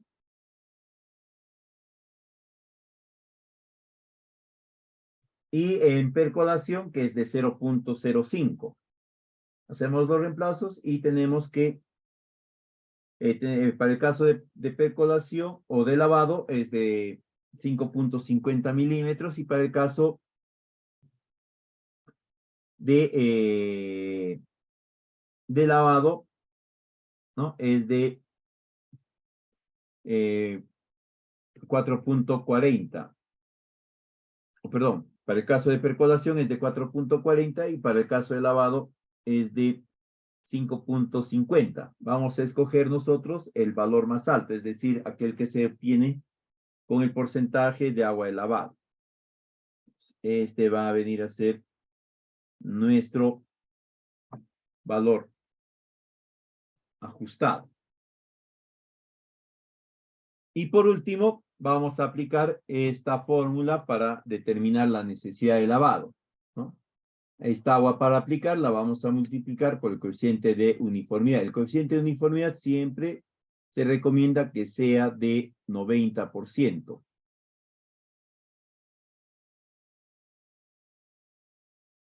¿Ah? Es decir, que sea de 0.9. Hacemos los cambios respectivos, ¿no? Como anteriormente habíamos determinado que nuestra agua de aplicar era 5.50, lo dividimos entre 0.9 y nos va a dar este valor, ¿no? De 6.11 milímetros por día por planta. También podemos hacerlo en la forma extendida, en la fórmula extendida, es decir, la necesidad total de agua va a ser igual a la necesidad neta, dividido entre 1 menos la constante, en este caso la de lavado, multiplicado por el coeficiente de uniformidad, por este de acá. Igualmente nos va a dar el mismo valor. Y ya con eso nosotros definimos, ¿no? ¿Cuál va a ser nuestra necesidad de agua, ¿no? Por día, ¿no? Y también de forma permanente. Entonces, ya cuando hemos definido este volumen, lo que nos corresponde ahora es determinar la dosis, la frecuencia y el tiempo de riego, el número de emisores, etcétera, ¿no? En cuanto al número de emisores, ya va a depender del tipo de cultivo, ¿no? De la orientación de la producción, etcétera. Pero lo que sí vamos a determinar de forma genérica es la dosis y la frecuencia y el tiempo. Para determinar el número de emisores, ¿no? Vamos a definir nosotros en primera instancia esto a partir de la suma del área mojada de todos los emisores. Hay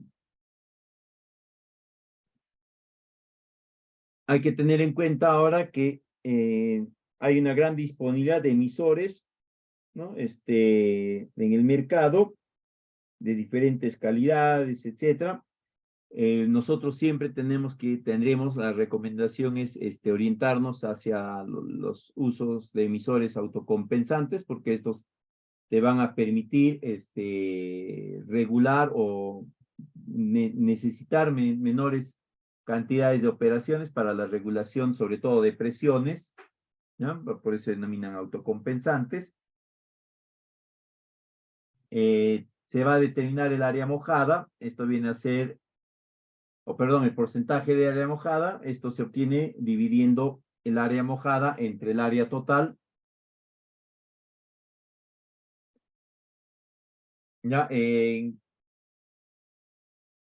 frutales, en climas húmedos se recomienda que el área mojada, ¿no? sea de 20%, en climas áridos sea de 30%, y en general para cultivos herbáceos, ¿no? Esta área mojada sea al menos del 70%, es decir, el área que le corresponde a cada planta, ¿no? Al menos el 70% esté mojado. Esto va a ser importante determinar para poder establecer la lámina de riego que se tiene que aplicar, la dosis y la frecuencia. En cuanto a la frecuencia, ya no hay un valor definido, un valor mínimo de intervalos de riego, pero sí hay un valor máximo de estos intervalos, ¿no? Y que está vinculado a la textura del suelo. En otras palabras, vendría a ser la recomendación tope en la cual se debería de considerar la frecuencia de riego dependiendo de la textura. Si es una textura ligera, es decir, está más orientada hacia suelos arenosos, ¿no? Se tendría que regar máximo cada 2 días. Si es una textura media, un suelo franco, ¿no? Con una buena apariencia, un contenido apropiado de materia orgánica, etcétera, se podría regar pues cada 3 días. Y si es un suelo pesado, es decir, está más orientado hacia lo que son suelos arcillosos, ¿no? Se tendría que regar máximo cada 4 días. Pero esos son los periodos máximos. Ya en cada caso, dependiendo si es riego por aspersión, riego por goteo, etcétera, ¿no? Se va a ir definiendo los volúmenes o las frecuencias específicas. En la mayoría de casos, ¿no? Se va a generar el diseño considerando frecuencias diarias, pero esto va a depender, ¿no? Esto va a depender de ustedes mismos, del volumen de agua, etc. De ahí tenemos la dosis de riego. Al igual que en el caso anterior, no hay una dosis recomendada, se parte de la necesidad de agua en función a la frecuencia, ¿no? Si la frecuencia va a ser diaria, se necesitará pues en el extremo una dosis o una lámina de riego diaria también, ¿no? Si la frecuencia va a ser cada 2 días, se necesitará la aplicación en cada oportunidad de 2 veces la lámina de riego. Si va a ser cada 3 días, será 3 veces la lámina de riego, considerando que el cultivo va a aprovechar una lámina de riego por cada día. En cuanto al tiempo de riego, lo vamos a definir nosotros a partir de la dosis de agua que vamos a requerir entre la oferta del sistema, ¿no? Es decir, el periodo de tiempo que la organización, los usuarios, el sistema nos permite acceder al recurso. Y acá, para superar este impasse, ya una recomendación genéricamente implementada es la construcción de reservorios. De modo tal que tú en estos reservorios dispongas de un volumen apropiado de agua que te permita atender las demandas diarias, para que no esté supeditado pues a los famosos turnos de riego. ¿Ya?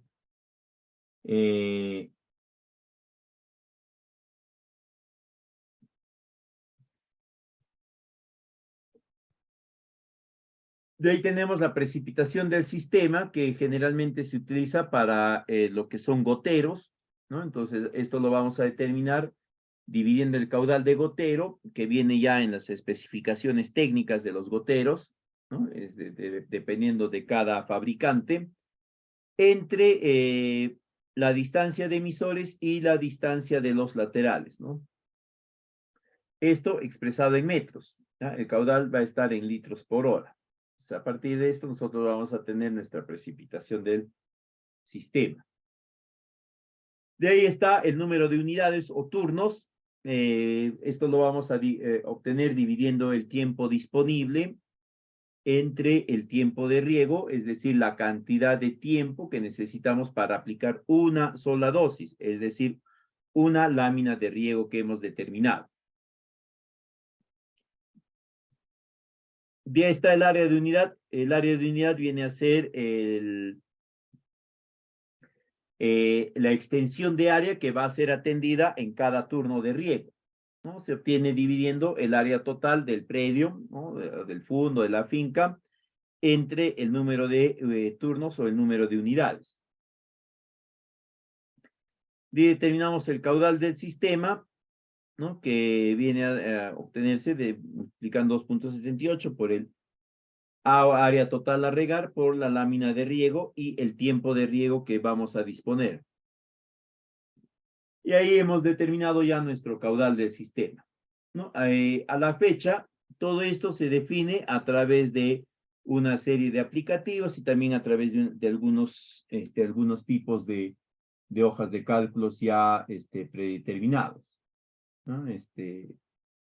Acá yo voy a compartir con ustedes algunas hojas de cálculo donde ya están establecidos estos parámetros, donde ustedes únicamente van a ingresar algunos datos específicos.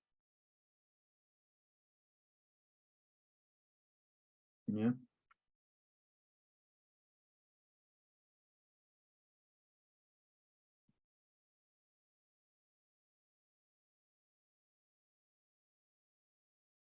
Este es uno. ¿Dónde está eso? Este de acá.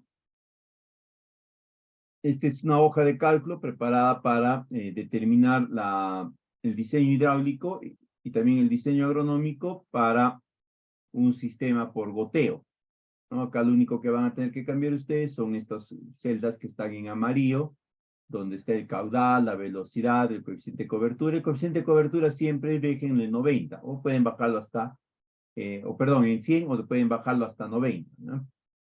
El caudal, el tiempo disponible y los coeficientes de cultivos. Estos ya luego se van generando de forma automática acá, ¿no? Luego estos datos climáticos, ¿no? De evapotranspiración, de coeficiente de cultivo, las características del suelo, el tipo de cultivo, la profundidad de sus raíces, la cobertura, ¿no? El coeficiente promedio de cultivo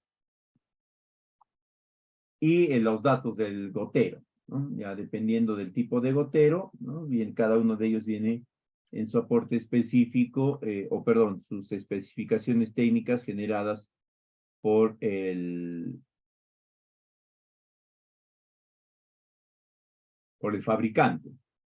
Y este es otro sistema, esta es otra hoja de cálculo para sistemas por aspersión. Acá lo que van a ir modificando ustedes es las celdas que están en color verde. Entonces tienen ya acá con estas dos hojas Excel que les voy a compartir, ¿no? Los parámetros tanto para el diseño agronómico como para el diseño hidráulico, tanto de un sistema de riego por goteo como por aspersión. Y tenemos también nosotros, pues, otro grupo de aplicativos, ¿no? Algunos de ellos de paga, algunos de ellos, más o menos precisos. Finalmente, para acabar nuestra sesión del día de hoy, el diseño hidráulico. Acá, como les mencioné, el diseño hidráulico va a variar acá, bastante, dependiendo si es sistema de riego por aspersión, microaspersión o por goteo. Pero de todas formas vamos a tratar de darles algunos alcances. Ya el específico, ustedes lo van a poder determinar en la siguiente sesión a través de esta aplicación del WaterCat, ¿no? Que nos va a dar las características específicas de las tuberías, de las presiones, las velocidades que se va a definir ya en este modelamiento que vamos a desarrollar. Siempre que hablamos de diseño hidráulico, estamos hablando a las características de los componentes del sistema de riego, es decir, de las tuberías, de los emisores, de las bombas de impulsión, etcétera, ¿no? Sus longitudes, diámetros, caudales, potencias y demás. En ese sentido, pues, si vamos a hacer un sistema por aspersión, netamente por gravedad, no, obviamente no va a haber necesidad de determinar potencia de bombas, etc. Acá hay dos criterios que siempre se tienen que manejar. En la práctica son 4 recomendaciones fundamentales, ¿no? La primera es que cada sección del sistema, es decir, cada sector de riego que vamos a definir, siempre tiene que trabajar con una uniformidad mínima del 90%. De preferencia que sea 95, o como habían visto en esta hojita de cálculo, ¿no? Que sea de 100. Acá, ¿dónde está? Acá está, ¿no? La eficiencia de cobertura de 100, ¿no? Pero mínimamente que sea de 90%. Otro, que la velocidad del flujo, es decir, del agua dentro de la red, dentro de las tuberías, nunca debe de ser mayor de 2 metros por segundo. Mayores velocidades van a generar mayores presiones. Y si hay mayores presiones, también nuestro sistema va a verse algo más frágil, ¿no? Va a poderse ver afectado, sobre todo en los cambios de sectores. Luego hay que considerar otros dos criterios importantes, que es el diferencial de caudal, ¿no? El diferencial de caudal entre el primer punto del sistema y el último punto del sistema, el último punto de emisor, nunca debe de ser mayor a 10%. Es decir, el caudal en el primer punto puede ser, pues, qué sé yo, digamos de 1 milímetro por segundo, o de 2 milímetros por segundo, o de 10 milímetros por segundo, vamos a ponerle, o de 10 mililitros por segundo, perdón. Y en el último punto, en el último emisor, debería ser máximo de 9 mililitros por segundo. No puede ser mayor el diferencial de caudal. El otro aspecto es la variación de presión. En estos mismos puntos, es decir, en el primer y último punto, jamás debería de ser superior al 21%. La recomendación incluso es que esta variación de presión esté en el rango óptimo del 10 al 15%, ¿no? Para evitar sobrecargas de presión, sobre todo cuando hay cambios de sectores. Porque ahí en el cambio de sector va a haber siempre un espacio de tiempo, incluso en riego por goteo y por muy eficientes que seamos en el manejo de válvulas, va a haber algunos segundos en el cual va a haber una sobrecarga o una carga adicional de presión sobre el sistema. Esta carga, por eso, se recomienda que esté normalmente en el 10%, de modo tal que en el cambio esta presión se incremente hasta un 15 o 18 o hasta 20%, ¿no? De modo tal que no se supere este rango y no se genere afectaciones al sistema. Estos 4 parámetros o estos 4 criterios siempre, entonces, se deben de tener en cuenta, ¿no? Esto de acá en diferencial de caudal y variación de presión igual, en estos mismos puntos.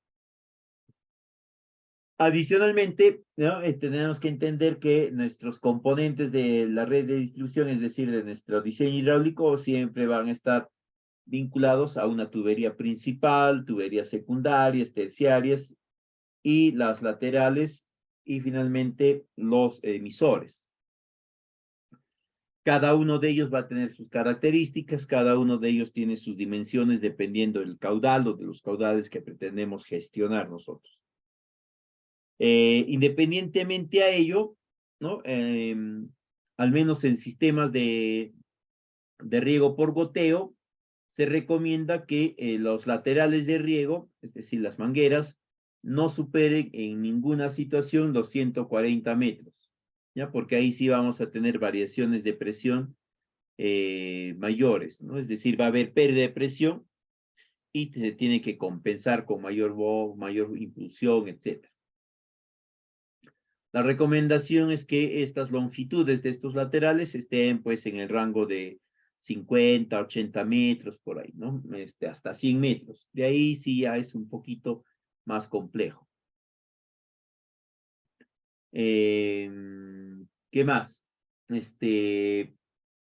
Siempre consideren ustedes, ¿no? Que la necesidad de impulsión, es decir, de bombas de fuerza, va a generar siempre algunos costos adicionales, ¿no? Mientras mayor requerimiento tengan de bombas, mayor potencia se requiere de las bombas, se va a requerir también mayor energía, las bombas van a tener, o las tuberías van a tener mayores costos para que puedan soportar esas presiones, ¿no?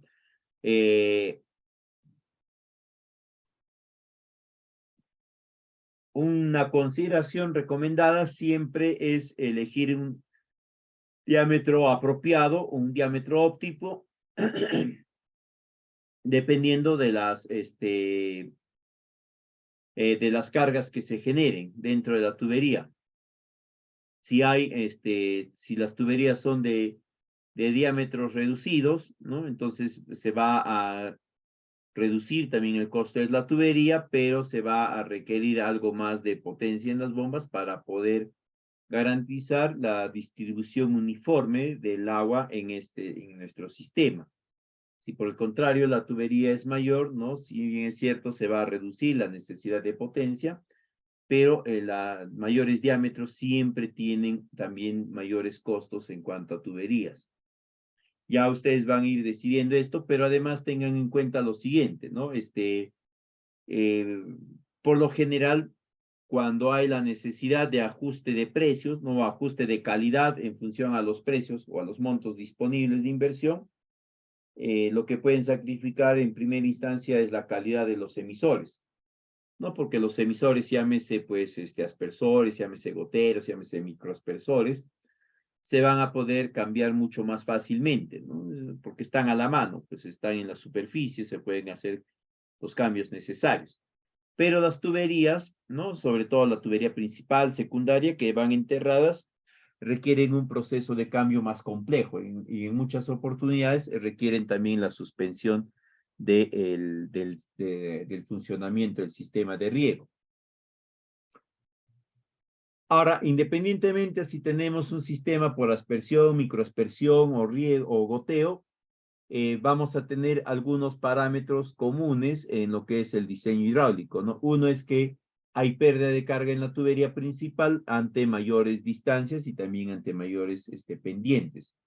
Por lo tanto, traten siempre que el sistema no esté marcado por demasiadas pendientes y tampoco que las extensiones de las tuberías, sobre todo de los laterales de riego, ¿no? Es decir, los que están portando ya los emisores, superen pues los 100 metros, ¿no? El rango ideal está entre los 70, 80 metros. Ahí es bastante manejable, también se van a garantizar ustedes de que no tengan muchas incrementos de presión de carga cuando hay los cambios de sectores. Después hay algo denominado tiempo de riego que se aplica específicamente para los sistemas por aspersión o microaspersión, ¿no? Sobre todo para los de aspersión, que viene a ser el periodo de tiempo que se va a tomar entre cada aplicación de una dosis de riego, considerando también acá ya el periodo de instalación y desinstalación. Esto básicamente en aspersión, ¿no? Porque el periodo de riego no solamente va a considerar acá pues la aspersión propiamente dicha, sino que además se va a tener que considerar que hay un momento o hay un periodo de tiempo que se va a gastar entre desinstalar todo el sistema y volverlo a instalar en el siguiente sector. Eso se tiene que considerar, y eso se considera para esta aspersión nada más. En goteo no, ¿no? En goteo no, porque en goteo el cambio básicamente de sectores se hace a través de la apertura y cierre de válvulas. Lo único que se va a tener que tener en cuenta ahí es, pues, hacerlo oportuno y apropiadamente para evitar sobrecargas en el sistema.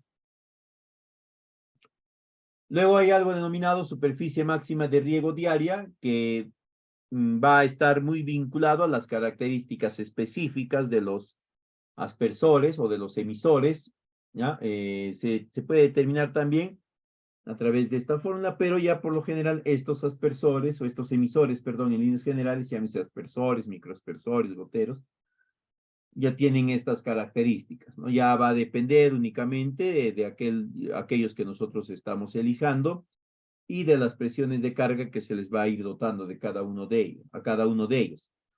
Esto, como les dije, lo vamos a determinar ya con mayor exactitud y vamos a determinar estas características en la siguiente sesión cuando hagamos este modelamiento.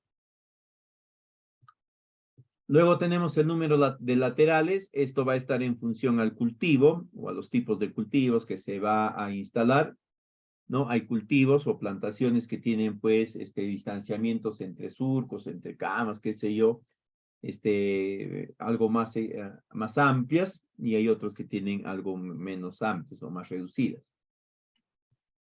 Luego tenemos el número de aspersores o el número de emisores, ¿no? Que viene a ser la cantidad de emisores que se va a incorporar en cada una de las tuberías laterales. Esto va a depender en sistemas por aspersión, ¿no? Esto va a determinar, y en sistemas por goteo va a depender del cultivo. Pero principalmente en sistemas de goteo, ¿no? Va a estar fuertemente vinculada al tipo de,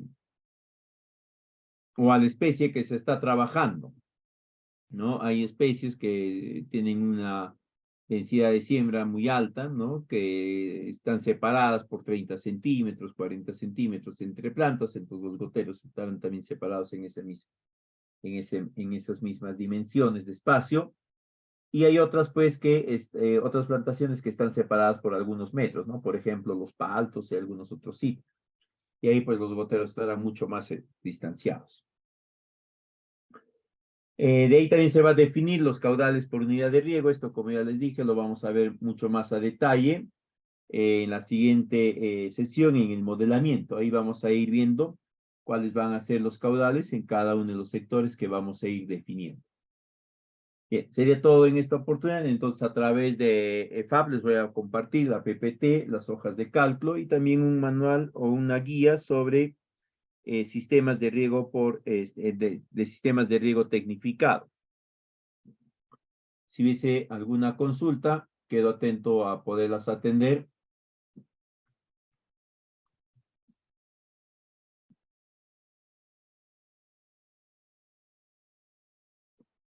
¿No? Para la siguiente sesión, que va a ser el próximo sábado, traten de instalarse o tener a disposición o instalado ya el WaterCat. Como les dije, puede ser la versión 8, la versión 10. Yo tengo la versión 10. Si alguno de ustedes la necesita, no la tiene, me la pueden solicitar. Ahí está mi número de WhatsApp y les facilito para que la puedan utilizar también, ¿no? Igualmente, instantes previos u horas previas antes de la sesión de la semana que viene, se les va a compartir un archivo en el cual van a estar los datos con los cuales vamos a trabajar el modelamiento, ¿no? Para todos estar trabajando en el mismo sentido. Si no hubiesen consultas, entonces sería todo de mi parte en esta oportunidad. Muchísimas gracias por la atención prestada. Nos estaríamos reencontrando la próxima semana.